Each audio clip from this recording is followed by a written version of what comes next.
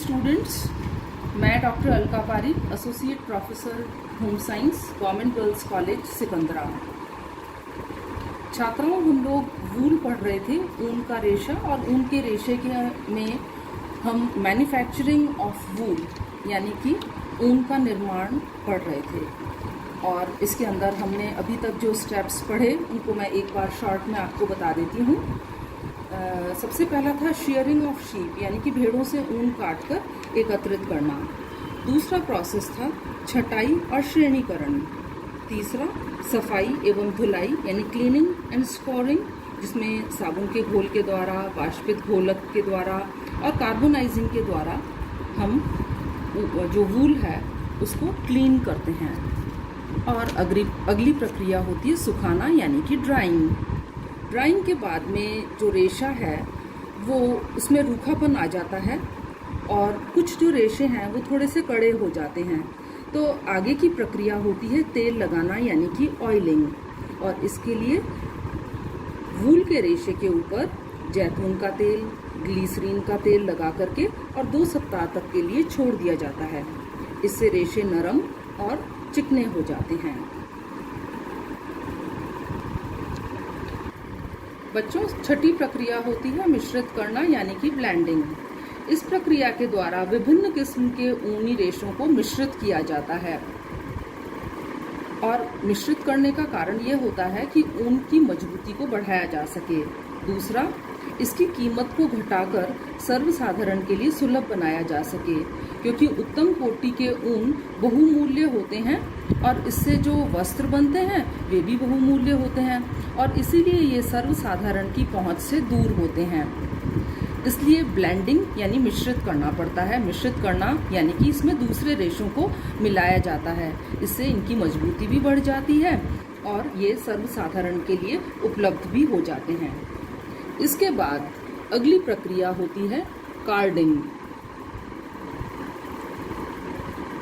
Carding की प्रक्रिया के अंदर रेशों की धुनाई के पूर्व ये निश्चित कर लिया जाता है कि उससे किस प्रकार के वस्त्र बनाने हैं, क्योंकि अगर ऊनी वस्त्र बनाने हैं तो उन्हें जिन रोलर्स के बीच से निकाला जाता है उनमें तार के दांत लगे होते हैं और इसी में रेशे फंसकर खिंच करके निकलते चलते हैं और धूल कण, गंदगी और बाहरी अशुद्धियां अपने आप ही दूर होती चलती हैं।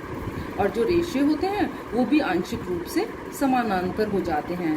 लेकिन अगर वर्स्टेड वस्त्र बनाने हैं तो रेशों को विशेष प्रकार से धुनाई की जाती है और इससे रेशे पूर्णतया समानांतर और चिकने भी हो जाते हैं और उनमें थोड़ी सी ऐंठन भी अधिक दी जाती है। इसके पश्चात अगली प्रक्रिया होती है कॉम्बिंग। अगली प्रक्रिया है कॉम्बिंग यानी कि कंघी करना। चित्र में आप देख रहे हैं कि ये ऊनी रेशों की कॉम्बिंग की जा रही है। इससे जो ऊनी रेशे हैं उनको समानांतर कर लिया जाता है, स्ट्रेट कर लिया जाता है। और कंघी करने की प्रक्रिया से जो वस्त्र बनते हैं उससे लंबे और बड़े रेशे समानांतर हो जाते हैं, कम लंबाई के रेशे छांट करके और अलग हो जाते हैं और साथ ही जो धूल कण या वानस्पतिक अशुद्धियाँ जो रह जाती हैं पिछले प्रोसेसेस में अगर नहीं हो पाती ठीक से तो वो भी दूर हो जाती है और इसके बाद में इसकी पोनियाँ बना ली जाती हैं। ऊनी रेशे के निर्माण में अगली प्रक्रिया है खींचना यानी कि ड्राइंग। ये प्रक्रिया केवल उन्हीं टॉप पोनियों पर की जाती हैं जिनसे कि वर्स्टेड वस्त्र बनाने होते हैं। इस प्रक्रिया में कई पोनियों को आपस में मिलाकर के सघन बनाया जाता है, फिर उन्हें खींचकर पतली पोनियां बनाई जाती हैं और खींचते समय उन्हें हल्का सा घुमाव दे करके और ऐंठन दी जाती है, जो कि रोविंग प्रक्रिया कहलाती है। अब ये पोनियां कताई के लिए तैयार हो जाती हैं और इसके बाद अगली प्रक्रिया होती है कताई यानी कि स्पिनिंग।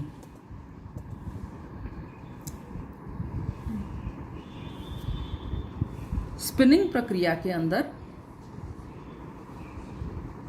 हल्की बटी पोनियों को खींचकर पतला धागा बनाया जाता है और ऐंठन दी जाती है। ऊनी वस्त्र के लिए धागे की कताई म्यूल फ्रेम पर पूरी की जाती है। चित्र में आप देखेंगे ये कताई हो रही है। इससे धागा मोटा, मुलायम और फुज्जीदार निकलता है। ऊनी वस्त्र की कताई एक हरा सूत, दोहरा सूत यानी 1 प्लाई यार्न, 2 प्लाई यार्न या 3 या 4 प्लाई के सूत जिसमें 2, 3, 4 सूत को आपस में मिलाकर के कताई की जाती है, इस तरह से बनाया जाता है। अच्छा बच्चों, कताई भी 2 तरह से की जाती है। एक तो मशीन निटिंग होती है, दूसरी हैंड निटिंग होती है। चित्र में आप देख रहे हैं हैंड निटिंग यानी कि हाथ के द्वारा कताई करना। अगली प्रक्रिया होती है बुनाई यानी वीविंग। ड्राइंग और स्पिनिंग के बाद बुनाई की जाती है। कते हुए ऊन से बुनाई की जाती है और ऊनी वस्त्र को सादी या ट्विल बुनाई, याद रखिए सादी बुनाई या फिर ट्विल बुनाई से तैयार किया जाता है। इसके लिए मोटे और फुज्जीदार ऊन का प्रयोग किया जाता है। धागों का परिमाणांक यानी कि यार्न काउंट भी कम होता है। सतह पर रोएं उठे हुए होते हैं जिससे बुनाई संबंधी दोष स्पष्ट रूप से दृष्टिगोचर नहीं होता। ऊन की सतह थोड़ी खुरदरी होती है, इसलिए धूल कण, बाहरी गंदगी, दाग धब्बे ये सब जल्दी लग जाते हैं। ड्राइंग के बीच हवा फंसी रहने से वस्त्र गर्म होते हैं। ऊनी वस्त्र गर्म क्यों होते हैं, इसका क्या कारण है? इसका कारण ये होता है क्योंकि जो धागे होते हैं उनके बीच में गैप होता है और गैप होने के कारण उनमें हवा फंस जाती है।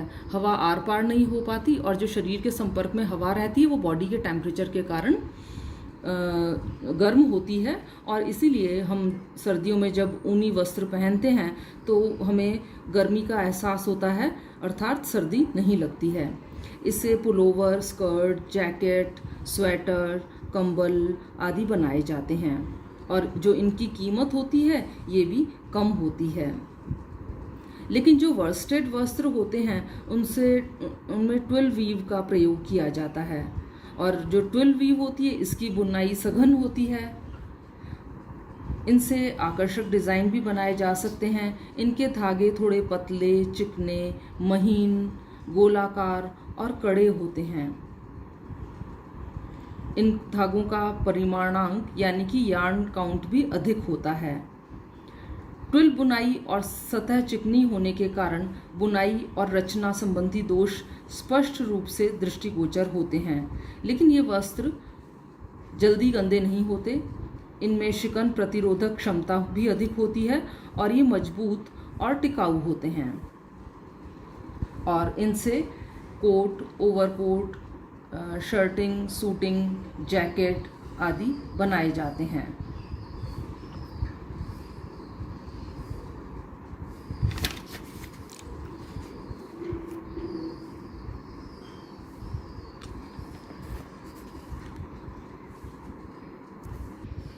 चित्र में आप अलग अलग प्रकार के ऊनी वस्त्र देख रहे हैं। जैसे अभी थोड़ी देर पहले ही मैं आपको बता रही थी कि वर्स्टेड फैब्रिक्स होते हैं और ऊनी फैब्रिक्स अलग अलग तरह के होते हैं। इनमें अलग अलग प्रकार की बुनाई दे करके और डिफरेंट क्लोथ्स का निर्माण किया जाता है।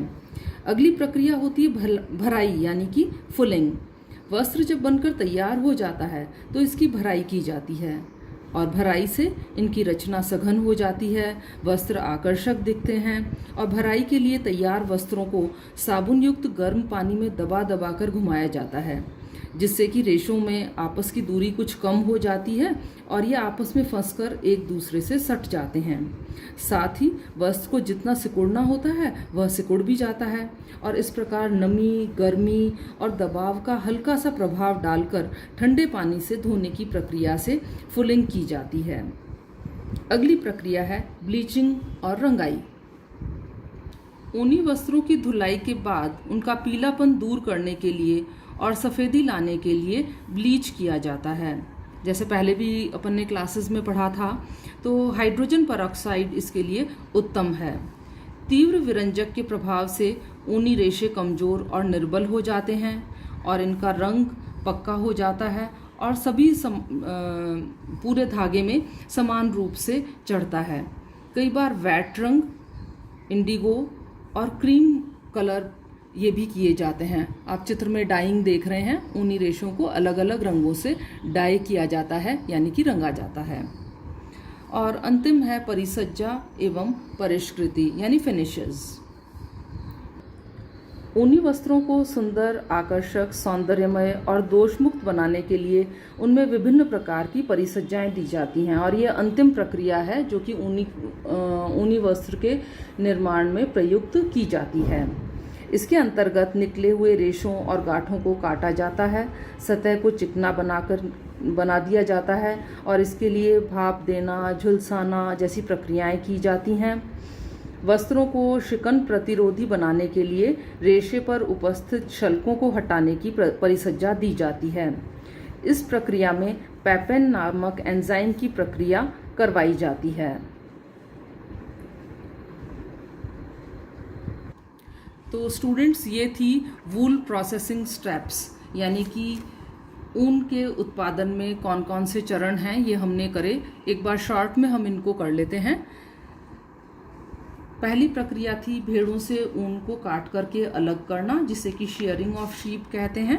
ये भी दो तरह से किया जाता है, हाथ के द्वारा और मशीन के द्वारा।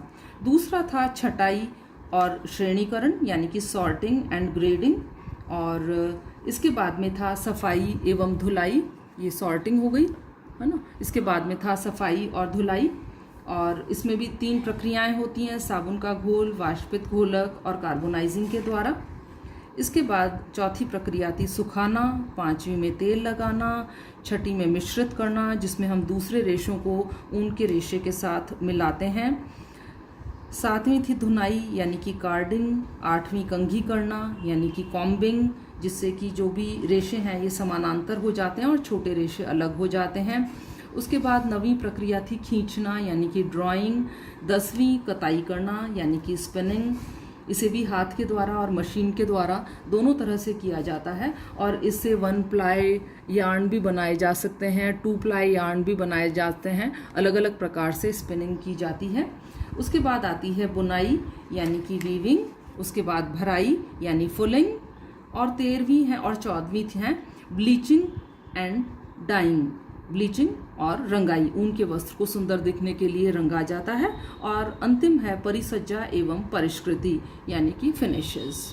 तो ये थी ऊनी वस्त्र के निर्माण की विभिन्न प्रक्रियाएं और विभिन्न चरण। आप इन्हें अच्छे से पढ़िए, और कोई भी आपका प्रश्न है तो आप व्हाट्सएप ग्रुप पे या फ़ोन करके और पूछ सकते हैं। और अगर आपको मेरा वीडियो अच्छा लगे तो इसे लाइक और शेयर ज़रूर करें। Thank you.